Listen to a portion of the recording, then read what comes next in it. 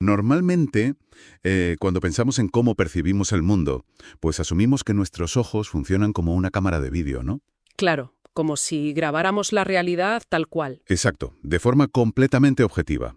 O sea, imagínate por un momento que te levantas por la mañana, miras por la ventana y ves un paisaje absolutamente gris, lúgubre, dominado por nubes oscuras. Ajá. Pues a ver, la reacción instintiva de casi cualquiera sería pensar que, bueno, que ha sido un día terrible. Sí, un día horrible, total. Pero, y aquí viene la gran pregunta.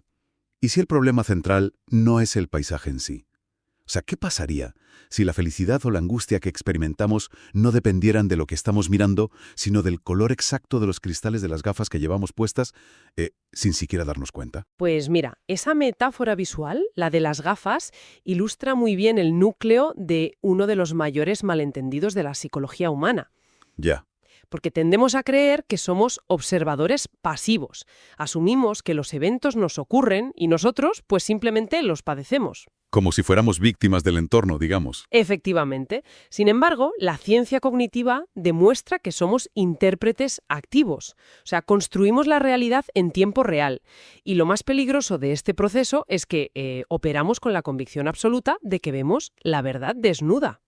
Claro, pensamos que tenemos razón siempre. Eso es, cuando en realidad estamos mirando a través de unos esquemas mentales tremendamente sesgados. A ver, el reto no es intentar quitarnos las gafas de golpe y convertirnos en robots sin sentimientos. Ya. No se trata de no sentir nada. Para nada. La clave reside en aprender a, digamos, graduar esos cristales para distinguir entre las emociones que nos permiten adaptarnos y las que nos paralizan por completo. Qué interesante.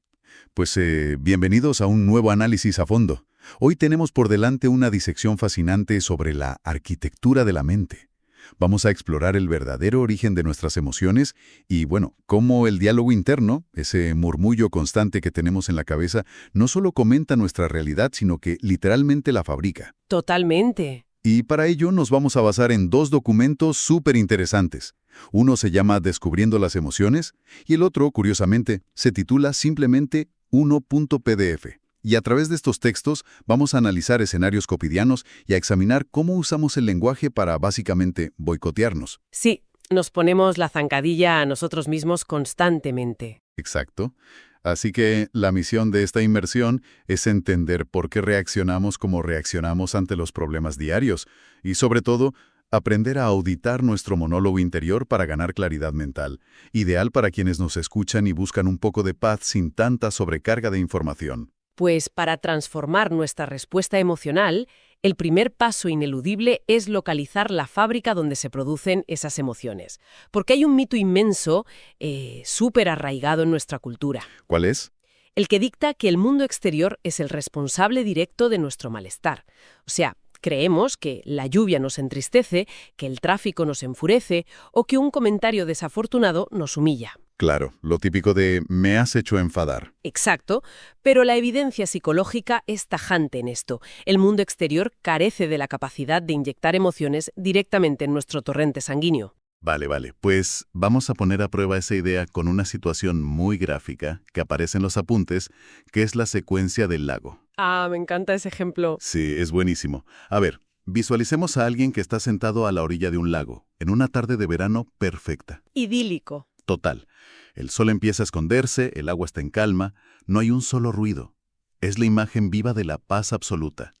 Pero, de repente, la tranquilidad salta por los aires porque un vecino arranca el motor súper ruidoso de una barca. Y adiós a la paz. Adiós. Un escándalo estrepitoso que rompe el silencio. Entonces, la reacción inicial de la persona en la orilla es de irritación total. Normal, ¿no? Claro. Pero el ruido se aleja, la barca desaparece y la calma exterior, digamos, regresa al lago. El problema es que el silencio no vuelve a la cabeza de esa persona. Exactamente, se queda ahí dándole vueltas. Ese es el punto de inflexión, fíjate. La persona sigue sentada físicamente en el mismo entorno pacífico, pero su mente ha encendido su propio motor interno. Totalmente, porque empieza a pensar que las vacaciones se terminan, se visualiza a sí misma dentro de unos días madrugando, soportando el bullicio de la ciudad, metida en un autobús súper abarratado. Y como el cerebro tiene esa tendencia a encadenar catástrofes, pues de repente recuerda un balance financiero del trabajo que pinta fatal. Madre mía, sí, la espiral. O sea, en 5 minutos esta persona ha viajado de la paz absoluta a la molestia, a la tristeza, y ha aterrizado de lleno en una ansiedad galopante. Y todo esto, insisto, sin haberse movido ni un milímetro de un entorno que sigue siendo objetivamente súper pacífico. Y lo que acaba de ocurrir en ese cerebro ilustra la diferencia fundamental entre una emoción sana y una insana, según los textos que estamos analizando. A ver, explícanos eso, porque a veces pensamos que la ansiedad es simplemente mala y ya está. Claro, es que las emociones no son un bloque binario de alegría buena, tristeza mala. La demarcación real que establece la psicología se basa en el ajuste a la realidad. Ajá. O sea, sentir una preocupación proporcional por un problema financiero es sano. Es un mecanismo evolutivo que nos moviliza. Claro, para buscar una solución y no quedarnos de brazos cruzados. Exacto. O la tristeza ante una pérdida real. También es sana y necesaria para el duelo. Pero en el caso del lago, esta persona ha fabricado una ansiedad paralizante basada en proyecciones futuras. Se ha montado una película de terror. Literal. Y es una emoción insana porque está totalmente desajustada del momento presente. Y para entender de dónde surgen estas emociones, ya sean sanas o insanas, la teoría identifica 3 fuentes primarias, ¿verdad? Sí, 3 fuentes muy claras. La primera es la biológica o física. Por ejemplo, si alguien recibe una inyección de morfina en un hospital o si alguien te hace una caricia en la nuca, la química de tu cerebro cambia. Y sientes bienestar sin importar lo que estés pensando en ese momento. Eso es. El problema de intentar gestionar las emociones exclusivamente por esta vía es que requiere intervenciones externas, como los fármacos o el alcohol. Y eso obviamente es la vía menos recomendable por la dependencia. Totalmente. Luego, la segunda fuente es la sensoriomotora, que engloba nuestra interacción con el entorno y la tensión muscular. Por eso mucha gente hace yoga, ejercicios de relajación o boxeo chino. Sí, para descargar, digamos. Claro, ayudan a disipar el cortisol. El cuerpo se relaja temporalmente. Ya, pero tanto los parches físicos como los sensoriomotores tienen fecha de caducidad. Y aquí es donde llegamos a la tercera fuente, que es, bueno, el epicentro de todo esto. El pensamiento. El pensamiento, exacto. Porque si alguien hace una sesión de yoga increíble frente al lago, sus pulsaciones van a bajar momentáneamente. Seguro. Pero en el instante en que enrolle la esterilla y su cerebro le diga, mi jefe me va a despedir el lunes, la taquicardia vuelve de golpe. Es que vuelve a 1000 por hora. Modificar los pensamientos, ajustarlos a la realidad empírica es la única vía que ofrece una solución permanente, según el material. Sin embargo, a ver, vamos a desgranar esto, porque aunque la lógica tiene sentido, la intuición juega en nuestra contra. O sea, es muy instintivo culpar a la motora ruidosa. Si el vecino no hubiera encendido ese motor infernal, la persona habría seguido disfrutando. Ya, entiendo por dónde vas. Es como... Imagínate, es como culpar a la lluvia por arruinarnos un picnic en el campo, en lugar de asumir que la culpa es nuestra por no haber mirado el pronóstico o por no traer paraguas. O sea, la lluvia moja de verdad. El motor rompe el silencio de verdad. Totalmente. Entonces, no es lógico enfadarse con ese estímulo exterior. Pues mira, lo fascinante de esto es que tu analogía de la lluvia refleja con precisión milimétrica cómo opera el sentido común. La lluvia moja tu mantel, no hay debate sobre ese hecho físico. Claro, es innegable. Ese es el estímulo inicial. Pero la psicología nos exige separar quirúrgicamente ese evento inevitable de la interpretación que hacemos nosotros. Ah, vale. La cascada de desgracias emocionales que sigue a la lluvia o al ruido, esa angustia por el trabajo o el victimismo, es pura creación del pensamiento. La lluvia te moja el bocadillo, pero tu pensamiento determina si recoges las cosas riéndote bajo el paraguas o si dejas que eso te amargue el carácter 3 días enteros. O sea que el objetivo no es no sentir que el agua está fría. Exacto. No buscamos la ausencia de emoción, porque eso sería desastroso. Buscamos potenciar las emociones sanas y no construir una espiral de angustia sobre un inconveniente temporal. Vale, vale.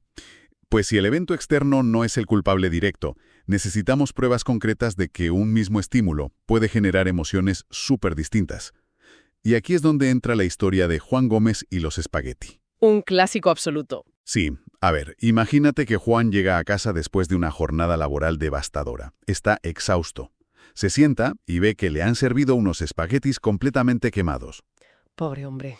Pues su reacción es volcánica. Grita, dice que su mujer es una cocinera detestable, da un portazo y acaba la noche con un dolor de estómago por la ira. Para él, la culpa es de la pasta quemada. Y bajo la física clásica, Si la causa es la comida quemada, el efecto siempre debería ser la furia. Claro, pero pasamos al escenario B.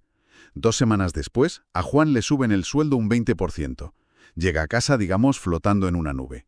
Y le sirven exactamente los mismos espaguetis quemados. ¿Los mismos? Idénticos. Pero esta vez, Juan bromea sobre el tema. Aparta lo quemado y cena feliz. Entonces, la conclusión del texto es clarísima. La causa no es la pasta. Si fueran los espaguetis, la reacción sería idéntica. Efectivamente, la causa real es la frase interior que él se dice a sí mismo. El monólogo. Eso es. En el primer caso, la frase es un hombre tiene derecho a comer decentemente. Y en el segundo es, bueno, no es el fin del mundo, mañana pedimos a un restaurante. El estímulo es idéntico, la interpretación lo cambia todo. Y aquí es donde la cosa se pone realmente interesante, porque hay otro ejemplo súper dramático en las fuentes. El del metro. Uf, ese es impactante. Mucho. Vas en el metro, apretujado, y de repente alguien te pega un empujón súper violento por la espalda. Tú te giras furioso, con la sangre hirviendo, pensando, qué estúpido, le voy a decir 4 cosas. Una reacción de supervivencia, adrenalina pura. Exacto. Pero al girarte te das cuenta de que la persona que te ha empujado es ciega. Lleva gafas oscuras y un bastón blanco. Y en ese mismo milisegundo, fíjate. La ira desaparece por completo y se transforma en compasión. Pobre hombre. Eso es fascinante neurológicamente.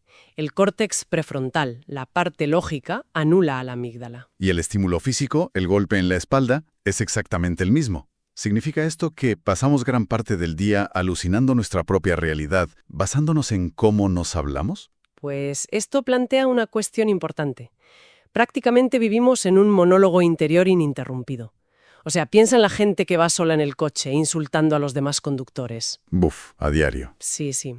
Ahora bien, la gente suele preguntar si puede haber emoción sin pensamiento. Como un susto, ¿no? Exacto. Si casi te atropella un camión, sientes terror instantáneo, pura biología. Ahí no hay tiempo para frases interiores. Ninguno.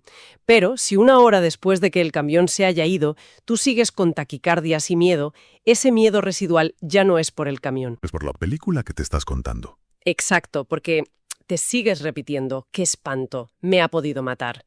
O sea, el diálogo interno alimenta la emoción y la alarga en el tiempo. Vale. Ya sabemos que las gafas con las que vemos el mundo determinan cómo nos sentimos. Pero, ¿de qué están hechos exactamente los cristales de esas gafas? Pues según los textos, están hechos de palabras. Literalmente. El pensamiento es fundamentalmente lingüístico. Sin palabras, no podríamos calcular matemáticamente ni percibir conceptos complejos. Y el segundo documento hace una gran división sobre esto, ¿verdad? Sí, divide el pensamiento en 2 grandes bloques. Por un lado, el pensamiento irracional, o BI. Ajá. Este está totalmente alejado de la ciencia. Se basa en exigencias rígidas, generalizaciones como siempre, nunca, todo, nada. Es dogmático y súper dramático. Es como el que hace de todo una tragedia. Total. Y por otro lado está el pensamiento racional, o BR. Este se basa en evidencias empíricas, como pensaría un científico. Es comprobable, es tolerante y, sobre todo, se basa en la realidad. Y el texto da ejemplos lingüísticos súper concretos que me han parecido brillantes. Por ejemplo, decir, nunca me escuchas. Una frase típica en cualquier discusión. Totalmente irracional, imposible de demostrar y que encima genera una tensión brutal porque la otra persona se defiende. Claro. Frente a decir, no me estás escuchando en este momento. Eso es racional, está localizado en el tiempo y se puede comprobar. Fíjate en la diferencia. Y lo mismo ocurre cuando decimos, necesito que me escuches y no puedo soportarlo. Esa me encanta, lo de no puedo soportarlo. Es una exigencia ilógica, porque físicamente, o sea, biológicamente, claro que puedes soportarlo, no te vas a morir. Ya. Lo racional sería, me gustaría que me escucharas y, aunque puedo soportar que me interrumpas, preferiría que no lo hicieras. Y me quiero detener aquí porque el uso del verbo necesitar es una trampa mortal. O sea, tratamos nuestros deseos diarios como si fueran oxígeno. Totalmente. Decimos, necesito que el semáforo se ponga en verde, cuando en realidad solo nos gustaría. Literalmente nos estamos estresando por un problema de vocabulario. Si conectamos esto con la perspectiva general, la respuesta es sí. Efectivamente, el lenguaje no solo describe nuestra realidad, sino que la crea. Cuando utilizas palabras totalitarias o dramatizadas, estás obligando a tu sistema nervioso a reaccionar ante una amenaza de vida o muerte. Madre mía. Y en realidad, solo es un inconveniente menor. Si en un semáforo alguien te insulta y tu reacción irracional es «bajo ningún concepto me puede insultar», le voy a dar una torta. Que es lo que piensa mucha gente. Claro, la consecuencia es una ira insana y una conducta agresiva que no viene a cuento. ¿Y cómo sería la versión científica o racional de ese insulto en el semáforo? Pues sería algo como, no me gusta que me insulten, obviamente, pero es una realidad que ocurre. No gano absolutamente nada devolviendo el insulto. La consecuencia de este pensamiento es una molestia sana, una decepción quizá, pero mantienes la precaución y sigues con tu vida. ¡Qué fuerte! O sea, sabiendo que las palabras exactas que usamos dictan nuestro estado, ¿cómo aplicamos esto en el comportamiento diario? Porque las fuentes nos muestran una imagen visual súper clara, un triángulo. El famoso triángulo de pienso, siento, actúo. Eso es. Aparece un chico con gorra dentro de ese triángulo, indicando que según cómo pensemos, así será nuestra consecuencia emocional y, bueno, de conducta. Mira, apliquémoslo a un estudiante antes de un examen importante. Vale. Si el estudiante es ansioso y piensa, si fracaso haré el ridículo, es la prueba de que no valgo nada para esta carrera. Presión máxima. Ese pensamiento disminuye su capacidad de concentración. Se bloquea. Exacto. Es una profecía autocumplida. Siente ansiedad, actúa rindiendo mal. En cambio, el optimista realista piensa, bueno, hay probabilidades de aprobar, será estupendo si lo logro. Y eso le genera emociones sanas y le permite rendir. Efectivamente. Entonces, ¿qué significa todo esto para las típicas estrategias de gestión emocional? Porque, a ver, la cultura popular nos dice constantemente, déjalo salir, desahógate, grita, rompe algo. Y es un error inmenso. Pero si nos lo dicen en todas partes. Ya, pero las fuentes desmontan por completo esto de la ventilación emocional. De hecho, reprimir las emociones, en plan negar que estás enfadado, no es sano y te puede causar hasta úlceras. Claro, esconderlo bajo la alfombra tampoco. Pero gritar o patear almohadones cuando estamos irritados es igual de malo. El texto usa una metáfora médica brillante. Cuenta. Imagina que tienes un absceso lleno de pus que te duele a horrores. Uf, vale. Si el médico le hace un corte con el bisturí, el pus drena y tú sientes un alivio momentáneo espectacular. Que sería el equivalente a pegar un grito o dar un portazo. Exactamente, te desahogas. Pero si no aplicas un antibiótico para combatir la causa de la infección, o sea, el pensamiento irracional, el absceso volverá a llenarse de pus en cuestión de horas. O sea que la ventilación emocional es puramente un parche transitorio. Completamente paliativa. Que, si patear cojines no nos hace menos propensos a la ira, quizás solo nos está entrenando para ser personas que resuelven sus problemas dando patadas a las cosas, en lugar de auditar su monólogo. O sea, has dado en el clavo. Te estás condicionando. Ir a la fuente real, a nuestras frases interiores, es un trabajo mucho menos espectacular y menos rápido en el momento que dar un portazo. ¿Sí requiere pararse a pensar? Claro. Pero es el único método que proporciona cambios profundos y duraderos para afrontar la vida. Pues si recapitulamos todo lo que hemos descubierto en esta inmersión profunda, vemos que el mundo no nos ataca directamente. Más bien, somos nosotros quienes actuamos como traductores simultáneos de la realidad. Una gran definición. Y si nuestro traductor interno usa palabras dramáticas, irracionales y absolutas, como siempre o nunca, pues vamos a vivir una película de terror constante. Segura. Pero si usamos la precisión empírica de un científico, vamos a poder vivir una vida muchísimo más serena. Así que, para quienes nos escuchan, la próxima vez que se sientan atrapados en un torbellino de estrés por un atasco o, yo qué sé, por unos espagueti quemados, ¿Qué pasa mucho? la solución más eficiente no es huir ni golpear un cojín. Es detenerse un segundo a escuchar la frase exacta que tu cerebro te está susurrando y, bueno, editarla sobre la marcha. Es una herramienta brutal para no sentirse abrumado.